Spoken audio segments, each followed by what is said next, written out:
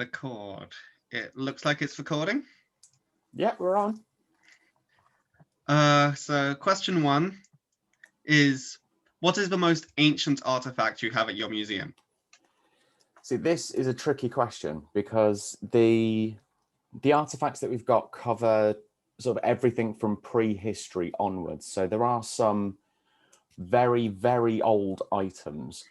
But I think one of the older and more interesting pieces that we've got is a brown bear skull that was found in Banwell Bone Caves. And that's around about, it's difficult to date these sorts of things, but it's around about 80,000 years old.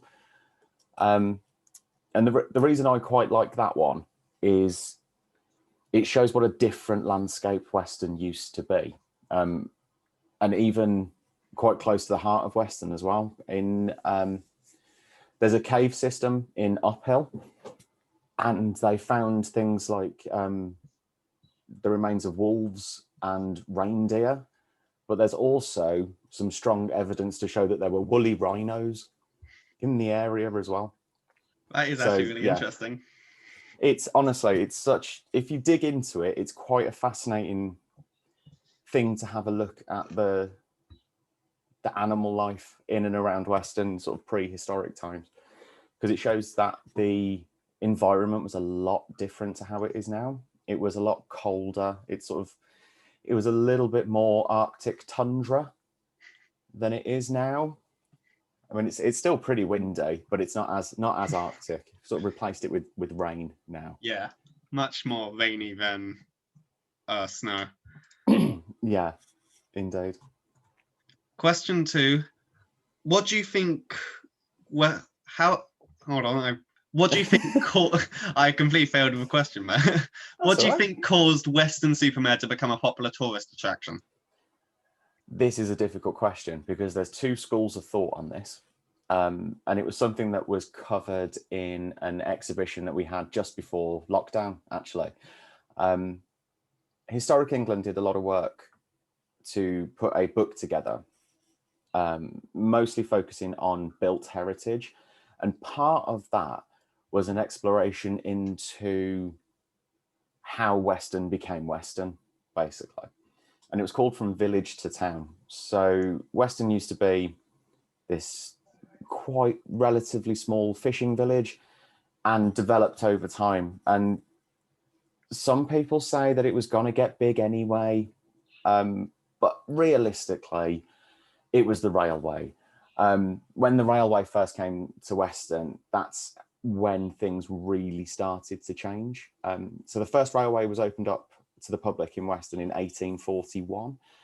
And that's the first time that people from further afield could come to Weston. And that's when it started to grow as this tourist attraction. And it started to build a little bit before 1841. A big part of that was Dr. Fox and Nightstone Island. This is where it gets a little bit weird, as things tend to do in the 1800s. It was a first real surge in people being aware of mental health and the importance of mental health and how it's a good idea to get away and take in different views and relax, basically. And Weston was a big part of that. But one of the stranger parts of that is people used to travel to Weston to take in the waters, which is as strange as it seems because it involved drinking the seawater here in Weston. There was a bit of an extension to that as well with the complex that was built on Nightstone Island, which was effectively a very early spa with different medicated pools in there, and other sort of health benefits that were on offer on Nightstone Island. But people used to take advantage, shall we say, of the tides in Weston, but maybe not the way that most people think. It was the other way around. They used to take the sea mud, and Weston is famous for its mud, and they would use that as I'd say sort of a treatment, I would say, for things like arthritis. So you'd have a mud bath in the mud here in Weston, and then if you really wanted to, you could then carry on and take the waters. But I don't think that's something that I would want to be doing, to be honest, especially not today. I would strongly advise against doing it today. And that process from sort of the mid 1800s started to grow so much that they made the decision in, what year was it, 1929, and that's when we first saw Marine Lake being built as you sort of see it now. So that all of that comes together, along with the trains, having more people being able to access Weston, and the rest is history. That's actually really interesting. I didn't actually think it would mainly be because people wanted to drink seawater. That was part of the build, I would say.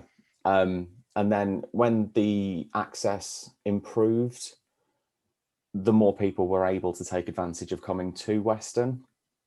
And I think the taking the waters dropped off pretty quick, I would say.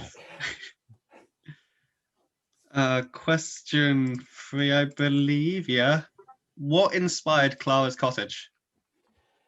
This is a lovely story, because not everybody thinks that, or some people think that Clara's Cottage is something that we've done, sort of a bolt on to the museum overall. But Clara's Cottage actually belonged to Clara Payne, a lady from Weston who lived next door to where the museum's situated today. And she lived there from 1901 to 1952. She lived with her husband, Robert, and her 4 children. There's a lovely bit of story here that's sort of reflective of the current housing market, so feel free to include this if you need to. When they first moved in, they started renting the house, which was quite common back in the early 1900s. And it took them nearly 20 years, but they'd saved up just enough for the deposit to start the process of buying the house. And that was about 280 quid. So they got a deposit together. I mean, admittedly, that is about £15,000 today, so it's quite a chunk of money.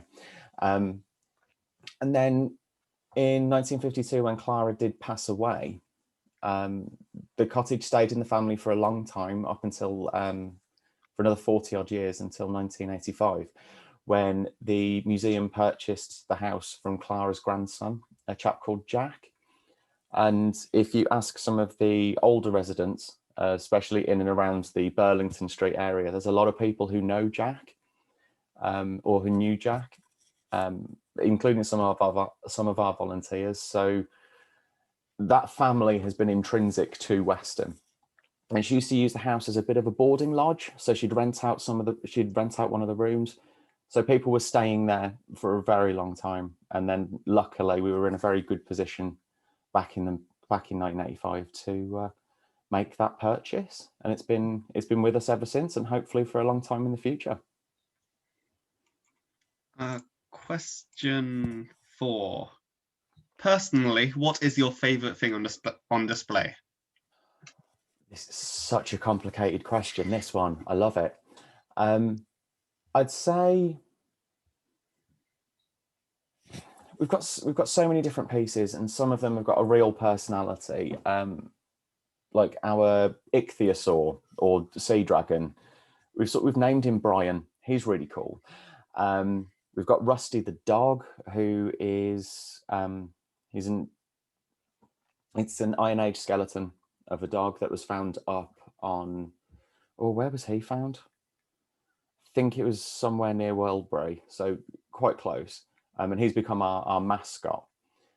But my absolute favourite is probably the smallest thing that we have.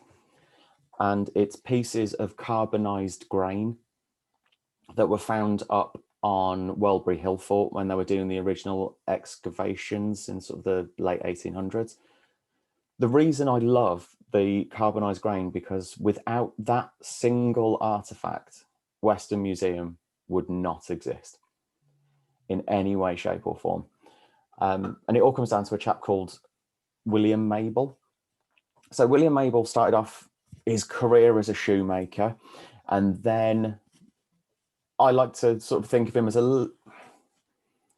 a bit of an odd take on a Lara Croft kind of Tomb Raider character. So he was very keen on archaeology and building his own collection of artifacts. And when he did come to Weston, he was interested in the excavations that were happening at Welbury Hill Fort. But as more of these artifacts were being discovered, he was quickly realizing that there wasn't really anywhere in Weston for these artifacts to be displayed. So, very long story short, these small pieces of carbonized grain led to this conversation in a very sort of roundabout kind of way. And the museum's been in loads of different venues across Weston over its time. It started its life in a school on Carlton Street, where William Mabel had his own collection on display. So that's the sort of the first time that you see him trying to put a museum together. And then it moved to the Prince Albert Memorial Hall at Emmanuel Church. So it would have been really close to Costa. So I'm sure that would have been a benefit for him. And then in sort of 1975, 1976, no, that's not true. Before then, it went to the library on the boulevard. And then once it had gone from the library, which was a big step for the museum because that was the first purpose-built library and museum that it could be really properly housed in. And then one thing led to another, and we moved into the Gaslight Company stores on Burlington Street, which is where we are today. So carbonized grain through that very long-winded conversation to now. Love it, absolutely love it. And to look at it, you wouldn't think twice about it. It's just a small dish of these looks like little black balls, but it's got such a story behind it. Love it, absolutely my favorite thing. That's actually a really interesting tale. How have you been engaging with the community during lockdown? Oh, lockdown. So during the first lockdown, we had to learn a lot of lessons very, very quickly because we were very conscious that we didn't want to lose that level of engagement because we'd reopened in 2017. It had taken us a good couple of years to really sort of build an audience, to get people who used to love the museum back in and then getting new visitors in. We had a really good audience and our visitor numbers were doing really well. And then we couldn't let people in the building anymore. So yeah, we had to learn a lot very quickly. And the quickest pivot we could make was trying to focus as much attention on digital engagement as possible. And the first lockdown, I would say we really let our imaginations just go. Whatever we could do and put it online and get it out to as many people as possible, that's exactly what we did. We did everything from, well, to be honest, there wasn't a lot that we didn't do. We even did a cooking show. It was a very short-lived series. It was one episode. But we did a cooking video and Facebook Lives with people asking questions. We also used that to engage with our volunteer teams as well, because we are quite a small staff and we 100% rely on the skills, the knowledge and the expertise of our volunteer team. And our volunteer team is massive and growing every day, even during lockdown. So making sure that they were engaged as well was really important. So we set them up with their own Facebook group, but due to the demographic, shall we say, digital engagement may not have been the best way to reach all of them. Yeah. So we were picking up the phone regularly. So we were getting in touch with them, making sure that they were all okay. The next lockdown was a slightly different picture. The first lockdown saw us trying to throw as many ideas at a wall and just hope that something would stick. Because none of us had done it before. We didn't know the right thing to do. But the second one, we managed to take what we learned and stick with what we did well and the best ways to engage with the community. So we focused a little bit more on the educational elements, because we try and be educational but entertaining as well, because a lot of people think that museums are dull, boring, dusty places full of people with elbow patches, and that's just not true anymore. So we did a lot of work with the schools in particular and tried to focus our attention on getting some really solid, entertaining but informative educational material out. And it seems to be working. We've seen a really positive impact on our social media channels. So our Facebook, Twitter, Instagram, and YouTube channels are growing in popularity. So it's showing that we are reaching more people. That's actually quite interesting. And final question, how has the pandemic affected the museum? Well, in a nutshell, the purpose of Weston Museum is to promote access to heritage to the people of Weston and its visitors. And when you take away that immediate access to heritage, what do you do? If you're running a building that is effectively a tourist attraction and you take the people away from that, it was huge. It affected everything that we do and everyone. We had to change processes, systems, just general day to day. Just everything changed. But it did put us in a really good position. If you look back at it now, it put us in a really good position where even though we all had to relearn how to do our jobs, because we'd been training for years in some cases to get to the points that we were to do this job in a particular way, because that's what worked at the time. We had to forget a lot of that and start again. But the lessons that we've learned have put us in a really good position to be the best that we can be moving forwards. Yes, it's got to be done in a completely different way.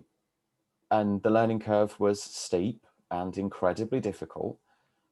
But the things that we've learned, we're going to be able to take through with us and make the museum offer better than it ever could have been without the pandemic. And the way that we've built the museum offer, I should say, is to thrive off having people physically in the building. And we cannot wait to get back to that point. And having this time has put us in a position where we're going to be able to offer something really special and really unique to people when they are able to come back in. And we're really excited about getting the events program back up and running with all of our in-house events that we do. So there'll be so much going on as soon as we are able to get people safely back into the building. A big part of that is trying to just get people in for a coffee so they don't have to go to one of the chains that have been open during the lockdown, so they can get back to coming into the courtyard, having a coffee, enjoying the space as the safe space that it is. And we're really looking forward to that. And the biggest thing that I'm looking forward to personally is when we can start getting our wedding offer back up and running. So I think the first wedding that we can host after lockdown, I think that's going to be a really good thing for not only the business, but also the staff and volunteer teams that we have. So it really shows that we're back and we are ready for the future. It's going to be exciting. Thank you. Not a problem.